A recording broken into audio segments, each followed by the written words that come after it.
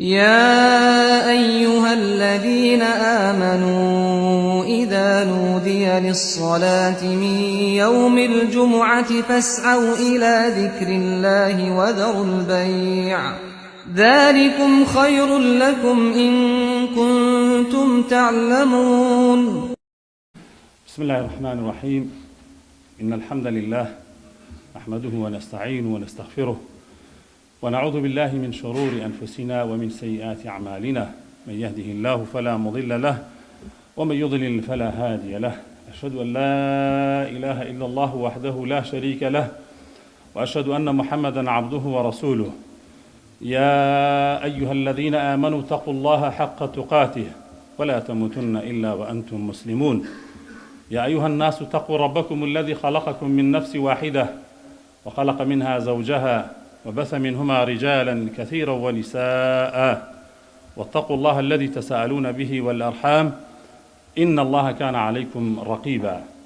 يا أيها الذين آمنوا اتقوا الله وقولوا قولا سديدا يصلح لكم أعمالكم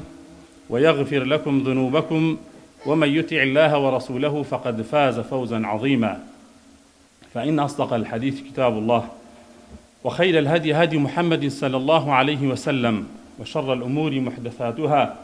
وكل محدثة بدعة، وكل بدعة ضلالة، وكل ضلالة في النار. ثم أما بعد، قال الله تعالى في القرآن المجيد: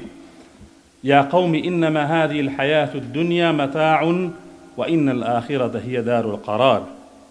الله سبحانه وتعالى لسر زماني موسى عليه السلام كبيغمبري خواه عليه الصلاة والسلام أفرميت موسى بقومكي وت، أي قومكم يا قوم إنما هذه الحياة الدنيا متاع، بزانن كجياني أم دنيايا جيانكي كاتية، جيانكي كرتو كوتايف بيده، جيانكي هالخلطي نرى، وإن الآخرة هي دار القرار. براستي آخرت واتا جياني كوتاي قيامت لدواي مردن أو كاتا أجين بجياني حقيقي، جياني معنوي هتاي أو دنيايا واتا أم دنيايا تنها إمر بوارك فيها أفرين برو كارواني برزخو لبرزخو برو جياني نبراوي قيامت. بوي إما لجياني خومانا چند نمونيك هيا وأبي إما درسو پندي ليور بگرين. بو نمونا لما كاني رابردوا زور بمان أوانمان بتايبتي كمنالمان لخوندگكان بون كموسومي عطلبو هوليدي بو زور بمان سفريك مان كرت، سفرێک مان کرد بەرەو وڵاتی خۆمان و بەرە ناو کەسوکاری خۆمان. حەز ئەکەم پندێ لەو سەفەرە وەربگرین. لە چەند خاڵێکە ئینشاءڵڵا باسێکەم بۆتان. یەکەم کاتێک کە سەفەرێ ئەکەی بۆ شوێنێ، بۆ جێگەیەک، بۆ مەملەکەتێک، ئەبێ خۆت ئامادە بکەی، ئامادەکاریکی باشی بۆ بکەی. بەو معنایە بەبێ توێشوو تۆ ناتوانی ئەو سەفەرە بکەی. ئەوەی کە بە تەیارە ڕۆشتبێ ئەبێ تکتی تارێ ئامادە کردبێ، جانتای سەفەرەکەی ئامادە کردبێ و پارە و کاربانقەکەی پێبێ لەوێ کە بەکاری بێنێ، ئەو وەسایلانەی کە پێویستێتی بۆ ئەم ڕێگەیە بێ بیبات. و هەندێکشمان لێرەوە بە سیارە بە چەند ڕۆژێک ڕۆشتوین بە هەمان شێوە، ئەمە خەمێکی زیاترە، ئەبێ زیاتر توێشی بۆ ئامادە بکەی. هەر لە ئامادەکردنی سیارەکەت و سێرڤسکردنی و پارە و ئەو پێداویستانەی کە لەو ڕێگەوبانە بەکاری دێنی بەڕاستی ئەبێ هەمووی ئامادە بێ. ئەگەر ئامادە نەبێ ناتوانێ ئەو سەفەرە بکەی. و هەر سەفەرێکی دنیامان ئەگەر سیر بکەی لە شارێکەوە بۆ شارێک، لە جێگەیەکەوە بۆ جێگەیەک هاتن بۆ ئەم مزگەوتە ئەبێ ئامادەکاری بۆ بکەی. ئەگەر ئامادەکاری بۆ نەکەی ناتوانی توێشوویەکت پێبێ، دەسمایەکت پێبێ لەو سەفەرا بەکاری بێنی. بۆیە ئەمە نمونەیەکە بۆ ئەوەی کە ئێمە لە سەفەرێکی کورتی دنیاییە ئەم هەموو وەسایل و پێداویستیانەمان پێویستە. ئەیچی جای ئەوەی کە بۆ سەفەرێکی نەبڕاوە، بۆ سەفەرێک ئیتر مردنی تیان نامێنێ، بۆ سەفەرێک ئیتر مردن دێنن لە شێوەی بەرانێکی بۆ ڕاستەری ئەبڕن وڵان ئەمە مردنە و ئیتر مردن نەما. خەڵکی چاوەڕوانی حەشر و حیسابن، خەڵکی چاوەڕوانی ئەوەن بزانن ئەو کار و کردەوانەی کە کردویانە لە ژیانیانە بەرەو کوێیانە با، بەرەو بەهەشتیانە با یاخود بەرەو جەهەنمیانە با. ئەمە پێویستی بە توێش و هێبرانی بەڕێزم کە ئێمە ئەبێ لە ئێسەوە ئامادەکاری بکەین،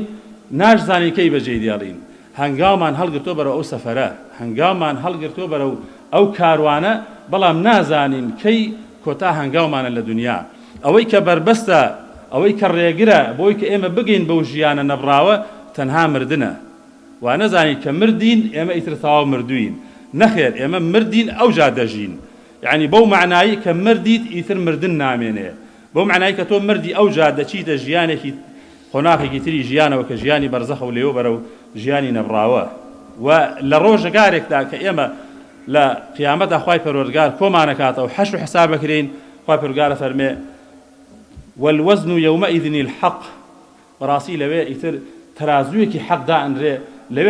لوي كردوكان أكيشرين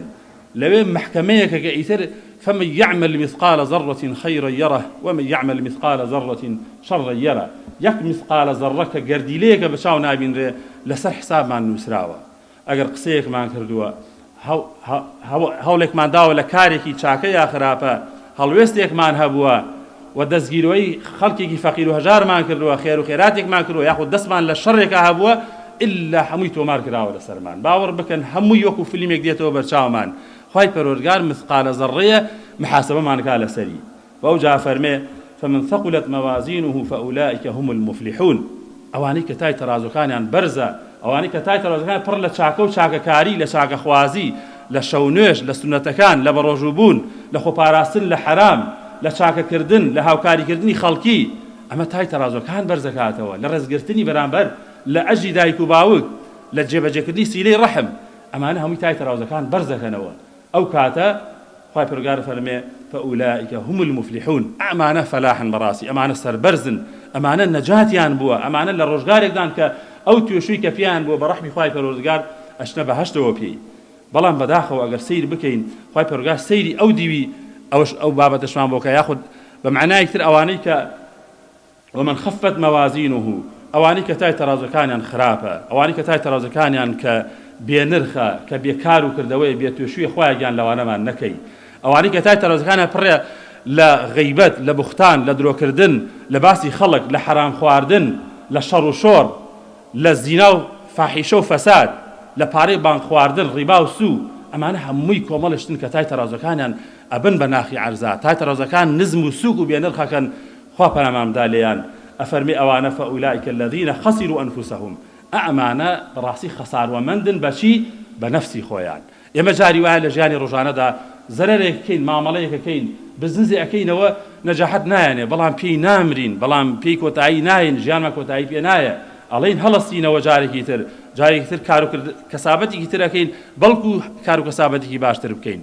واتم خسارانه لدنيايا سيارك اشكي موبايلك اشكي منالك لدز درجه زرركي دنيايا كي جيكي پر ابيتوا بلان خوابنا امام دالير اخواي پروردگار فرمي اوانا اولئك الذين خسروا انفسهم اوانا بنفسي خوان زرركن اوانا بجياني خوان زرركن اوانا اثر امين ولا جهنم اوانا اثر درفتو مجالي اوانيك بقرنو بجياني دنيا واخواي پروردگار فرمي هندي كان لين قال رب ارجعوني لعلي أعمل صالحا فيما ترك خواهي قام بما قربوا دنيا بلقوا بتوانين كارو كردويكي باش بكين خواهي برقار كلا أو التواو براوته أو قرار يسر دراوة أو وعدوا بلا لكاني خواهي برقار كاتو دي خواهي برامام داليان فأولئك الذين خسروا أنفسهم بما كانوا بآياتنا يظلمون أوانا براسيك بنفسي خواهي زراركا أو كسانا كخواهي برقار فرمي كباوريان بآيات كاني إيمانا أكر ببلغ كاني إيمانا أكر والظالم من بو كفريك كردبيان بويا برزان خوش ويستاني من وك عرزم كردن هر سفريك الدنيا أبي سفري قيامت ما بير بخاتوا بو هر شويري هنگاو هلا قرين أبي هنگاو دورو دريجكي سفري قيامت ما بير بينيتوا وأوجا خالق تلو سفراناك إيما أيبينين سيركي أقر بفروك بروي جاري وأجتا مطارك وداع بزي مطارك أو نخوش حزناك اللي دور كويتوا منظريكي جوان ديكوريكي جوان يعني بنايكي جوان نخشين راوة ياخذ أوانيك بسارة روشون زياتر ولاتكان بيني ولاتي واهي يعني أمانة سنزراكيشة حزناك اللي دربشي صوزاية تونيلة شاخو داخة بناي جوانا بلام إيمتنها بكاتيكي كم لو سفرانا السوديان لأبينين تشيجكي كم يعني لأبينين أما نموني أم دنيا برزان خوش ويستاني من أم دنيا چند جوان بي چند صوزايي بي چند آودان بي بو إيما كاتية والله وكو أو سفروايا كتشركيك ياخد چندقي ياخد چند كاتجميري بياتي أباري بويا دنيا شويني معنونية بو إيما دنيا وكو بيغمبري أكرم عليه الصلاة والسلام فرمي جارك لسفري كان شو أدالة بن دارك أو لسيبري دارك يا فرمي کە هەڵەسن ئەڕۆنە فەرمێ بزانن کە دنیا وەکو سێبەری ئەو دارەوایە تەنها سوودێکی کاتی لێ ئەبینی تەنها کەمێک تا ئەحەسەیتەوە ئەبێ بڕۆی چون ئێمە بۆ دروست نەکراوین لەم دنیاە بژین ئەگەر سەیری پێشینەی خۆمان بکەین 50 ساڵ لەمەوبەر کەمێکمان هەیە دانەدانەیەکمان ئەگەر لە ژیانە بوو بێتین هەمومان نەبووین بوونمان نەبووە نهاتوینەتە دنیاوە لە 50 ساڵی داهاتووشە دڵنیا دەکەم کەمێکمان هەین ئەگەر ما بێتین ئەوەشی کە ما بێ ئیتر پیر بوو و اختیار بوو نەتاقەتی خواردنی هەیە نەتاقەتی شاوات و ئارەزووی هەیە نەتاقەتی پلەپۆست و دەسەڵاتی هەیە دیکەوا بوو ئەم دنیاە دوو یعنی مە خەوێکیمان تێپەڕاندووە کە ئێستا بیل لە ڕابردووی خۆ بکەرەوە هەمووی خەونێکە و خەونێکی تر تۆ کۆتایی پێدێ ئەگەر بە تەمەنش بمێنێ 70 ساڵیش چەندها گەنجیشمان بینیەوە بە حادیسەی سیارە و بە نەخۆشین و إلى آخره کە تەمەنی کۆتایی پێهاتەوە ئەجەل ڕێی لێگرتووە کە ئەو تەمەنەی ئەو هیوا ئاواتانەی هەیە کە بیگەێنە بە مەنزڵی خۆی بۆیە بەرەزان و خۆشەویستانی من ئێمە چەندە ئەم دنیای خۆش بێ بۆمان بەڕاستی بەجێی دێڵین وەکو مەحمی جوان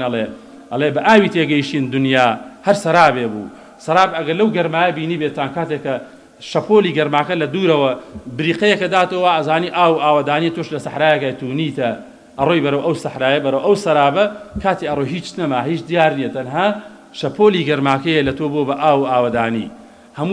هەمووش ئەچین بە خنکان و لە وشکیشە مەلەی مەخلوق ئەڵێ هەمووشمان ئەخینکەین لەو ڕێگەیە دڵنیابی کەسمان دەربازمان نابین و ناگەین بەو ئاوەدانەی کە ئێمە لە ذهن و لە خەیاڵ و لە بۆچووری ئێمەیە هەیە بۆیە حسابی دنیا وا بکەین کە ئێمە ڕێبوارێکی پیاتی ئەپەڕین نوح عەلەیهی السەلام زیاتر لە 1000 ساڵ ژیا لیان پرسی یا نوح تۆ ژیان چۆن دێتە بەرچاوت فەرمووی ژیان ئەم دنیای وەکو ژوورێک وایە کە دوو دەرگای هەیە لە دەرگایە دیتە ژوورە و لە دەرگایەک ئەچیتە دەرەوە 1000 ساڵ بژیت ئێمە ئێستا کەممان بشینە 100 ساڵ 6 ساڵ 70 ساڵ 80 ساڵ و ئەزانی کە نامرین وەکو ئەڵێن 100 ساڵ ناژین خەمی 1000 ساڵمانە هەمومان زۆربەمان بەڕاستی یعنی بەشی ئەومان هەیە کە خۆشمان و منداڵەکانی دوای خۆشمان پێ بژین بەڵام ڕاک و وا باوەشمان کورە بە دنیا کە بە تەمای مردن نین نابێ بۆچین لە کار و کەسابەتی حەڵاڵ بەڵام بەڕاستی ئەبێ قیامەتمان لەبیر بێ لە هەر حاڵەتێکا بێ ئێمە میوانین و بەجێی دێڵین و خاڵێکی تر بەڕێزان و خۆشەویستانی من ئەوەیە کاتێکە ئێمە سەفەرەکەمان کرد بە سەلامەتی گەشتی نەشوێنی خۆمان لەناو خزم و کەسوکار و ئەحبابەکانمانە فترەیەکی خۆشمان بردە سەر برایە باوکە ئامۆزایە خوشکە زایە برازایە هەموویمان بینی کاتێکی خۆشمان بردەسەر لەگەڵیان چێژێکی تایبەتیمان لێ وەرگرت جێبەجێی سیلەی ڕەحممان کرد بەڵام ئەخیرەن چی بوو توانیمان لێوێ دابنشین نەخێر ئەبێ بگەڕێنەوە بۆ شوێنی حەقیقی خۆمان بگەڕێنەوە بۆ شوێنی کە لێی نیشتەجێین بگەڕێنەوە بۆ شوێنی کە ژیانمان تیا بنیاد ناوە ئەمەش ئەومان پێڵێ ئێمە کاتوونێتە ئەم دنیا ئەبێ بگەڕێنەوە ئین ئیلی ڕەبیکە الرجعە خوای پەروەردگار فەرمی هەمووتان ئەگەڕێنەوە بەلای خوای پەروەردگار کەوابوو ئەم دنیایە ئێمە میوانین تێیدا چەندە بمێنینەوە بەڕاستی ئەبێ بەجێی بێڵین گەڕانەوەی حەقیقی بۆ لای خوای پەروەردگارە خوا سبحانه وتعالى فەرمێ كيف تكفرون بالله وكنتم أمواتا فأحياكم ثم يميتكم ثم يحييكم ثم إليه ترجعون فەرمێ سەیرە هەندێ خەڵک يعني كفر دەکەن يعني بەکێ بەخوای پەروەردگار کە لە کاتێکا ئەفەرمێ ئێمە لە ناخی زەوی کە دروستمان کردوون منها خەلەقناکم خوای پەروەردگار فەرمێ لەو خۆڵە لەو گڵە کە دروستمان کردوون وفيها نعيدكم لە کاتێکا کە ئێمە ئەشیان گەڕێنینەوە بەلای خۆمان يعني خوای پەروەردگار فەرمێ سەیرە هەندێ خەڵک چۆنە هەندێ خەڵک کە کوفرەکەن بە دەسەڵاتی خوای پەروەردگار لە کاتێکا کە دروستی کردوون لە نەبوونەوە لێناوتێ بوون لەو خۆڵە لەو گڵە دروستی کردوون و ئەشیان گەڕێنێتەوە وفيها نعيدكم أيان قرينيتو بنا أو خولا ومنها نخرجكم تارة أخرى ولا بيشوا الزينيانا كاتوا خايف رجال في ليش الزينيانا كما برو تارة الأخرى برو جياني نبرا وبرو جياني كوتاي سيد براسيان دي خلق كفر كابو دينا هندي خلق نزاني بوشي هاتو بو أمجيانا هندي خلق آمان جي نبي تارجيتي نبي يعني هشكس لأيما أجر کار و کردەوەی بکەین هەنگاوێ بنین کەسابەتێ بکەین مەشروعێکمان هەبێ بێ تارگێتێکی لە پشتەوە بێ ئەبێ ئامانجێکمان هەبێ ئەگینا بەڕاستی بێسەروبەری و خۆشمان نازانی چیەکەین بۆیە تارگێت و ئامانجی ئێمە لەم ژیانە ئەوەیە الدنیا مەزرعەة الأخیرە دنیا کێڵگەیەکە بۆ دواڕۆژ وە کێڵگەش هەمومان ئەزانین چی تا بچێنی ئەوە بەرهەمدێنین معقول نییە نەکراوە کەسێ گەنم بچێنێ و لە بری گەنم جۆوە دەست بێنێ کەسێ تەماتە بڕوێنێ و بامێ بەدەست بێنە ئللا ئەوەی ئەو تۆی کە دەیچێنی ئەو بەدەستێنیتەوە دنیا کێڵگەیەکە بۆ دواڕۆژ هەوڵ بدەین ئەو تەمەنە کورتێکی خوای پەروەردگار پێی داوین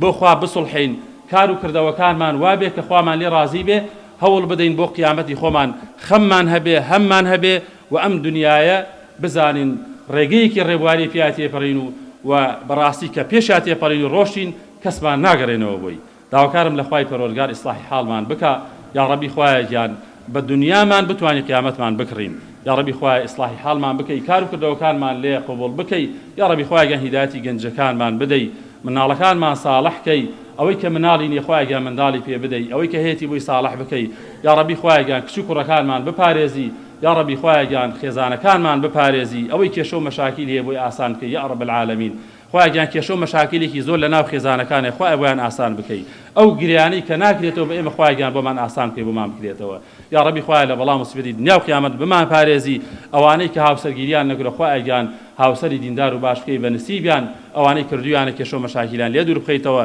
یا ڕەبی خوایە ڕزق و ڕۆزی حەڵالمان بۆ زیاد بکەی دوورمان خەیتەوە لە حرام یا رب العالمین يا رب العالمين دين وإيمان وبارزي وصلى الله على سيدنا محمد وعلى آله وصحبه أجمعين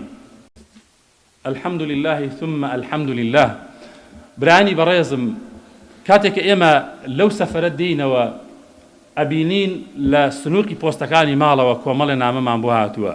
كومل بوست من بوهاتوا أبي أما شي من بير بخاتوا كاتك دي كومل بوست بوهاتوا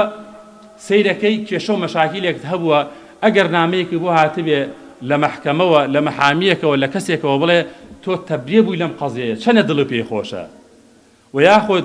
تەکسێکی زیاتری دا و نامەیەکت بۆ دێ لە هێشەمارسی و ئەڵێ ئەوە تۆ ئەوەندە هەزار پاوان و بۆ ئەگەڕێتەوە کە حەقی خۆتە وەری بگریتەوە چەنە دڵ پێی خۆشە و ئیلە ئاخری هەر نامەیەکی باش تۆ دڵخۆشەکە بە پێچەوانەوە ئەگەر کارێکی خراپی کردبێ ئەگەر کارێکی نایاسایی کردبێ سەیرێکی لە مەحکەمە و پیان زانیوی سەیرەکەی ئیشە ڕەشەکەی کەش بووە ئیشە قاچاقەکەت کەش بووە ئەو مشکلەی کە ناوتێتەوە ئەو شەڕێک کە کردوتە کە یەخەتە گرێتەوە بە نامەی ئاگدار دەکەن ئەم نامەیە چەنێ دڵتەنگ دەکا چەنێ بێتاقەت دەکا بۆیە ئەمە ئەومان بیرەخاتەوە هەمومان هەم لە ژیانی دنیا هەم لە ژیانی ئاخرەتدا کۆمەڵ حسابات هەیە کۆمەڵ حسابات هەیە کە نەتیجەکەی وەرەگرینەوە چۆن لە دنیایە نەتیجەی کار و کردەوەکانمان وەرئەگرینەوە دڵنیابین لەولاش نتيجي كارو كردوكان من ورقرينوا وخواي پروردگار فرمي فأما من أوتي كتابه بيمينه فيقول ها اقرأ كتابيا أوانك بدسي الراس نام يعمال ورقرنوا كارو كردوكان يان باش بون خوايان لخوي رازي كردوا خواي پروردگار رحمي پي كردون بون بو كساني كأهلي باش بن هاواركن بناو خلق علن خلقي نسي نام أعمالمك سيري كتشيت يا سي من زانيمك گمانم هبو بويك خواي پروردگار رحمن پي أكا خوا يسا ئێمە ئەو نامانی کە بۆمان دێ لە ڕوومان دێ پیشانی ڕەفیقانمانی بدەین لە ڕوومان دێ پیشانی هاوڕەکانمان بدەین بۆمان بخوێنێتەوە ئەگەر واین سوپاسگوزاری خوای پەروەردگار بکەین کار و کردەوەی باشمان کردووە و بۆ ئەو لاش باشە بین ئینشاءالله و بە پێشەوانی ئەوەشەوە فەرمێ وأما من أوتي كتابه بشماله فيقول يا ليتني لم أوت كتابيا أواني كبت الشاب خوابنا مام داليان كنام إعمال ورقرنوا كإيسر لوي درجة كان ورقرنوا ساقط درنشون لو امتحانانا ئەڵێن خۆزگایە ئەی هاوار بە ماڵم ئەمە چ نامەیەکە ئەمە چ نەتیجەیەکە ئەمە چ کاردێکە وەرم گرتووەتەوە ئەڵێن خۆزگایە هەر نەمبیستایە هەر حسابەکەی خۆمە هەر نەزانایە هەر نەمزانایە چیم کردووە دەرەجەکەی خۆم نەزانایە خۆی ئەشارێتەوە لە خەڵک ڕووی نییە کە سەیری خەڵک بکە بۆیە بەڕێزان و خۆشەویستانی من ئەم ژیانی دنیاە هەمووی بەڕاستی کۆمەڵە نمونە گەلێکن کە ئێمە دەرسیان لێوەربگرین لە ڕۆشتنمان لە هاتنی ئەو نامانەی کە بۆمان دێ ڕۆژانە لە هاتنی نەتیجەی فیدباکی ئەو کاروکردەوانی کە ئەیکەن بەڕاستی هەمووی نمونەیەکن کە ئێمە ئامادەکاری تیا بکەین بۆ قیامەتی خۆمانی بۆ ئامادە بکەین بەم دنیامان قیامەتی پێ بکرین خوای پەروەردگار بماکە بە ئەهلی بەهەشت و چۆن کۆی کردوینەتەوە ئاوها لە بەهەشتی پان و بەرینی خۆیان کۆمان بکاتەوە اللهم آمين إن الله وملائكته يصلون على النبي يا أيها الذين آمنوا صلوا عليه وسلموا تسليما اللهم صل على سيدنا محمد وعلى آل سيدنا محمد كما صليت على إبراهيم وعلى آل إبراهيم وبارك على محمد كما باركت على إبراهيم وعلى آل إبراهيم في العالمين إنك حميد يا أيها الذين آمنوا إذا نودي للصلاة من يوم الجمعة فاسعوا إلى ذكر الله ذلكم خير لكم إن كنتم تعلمون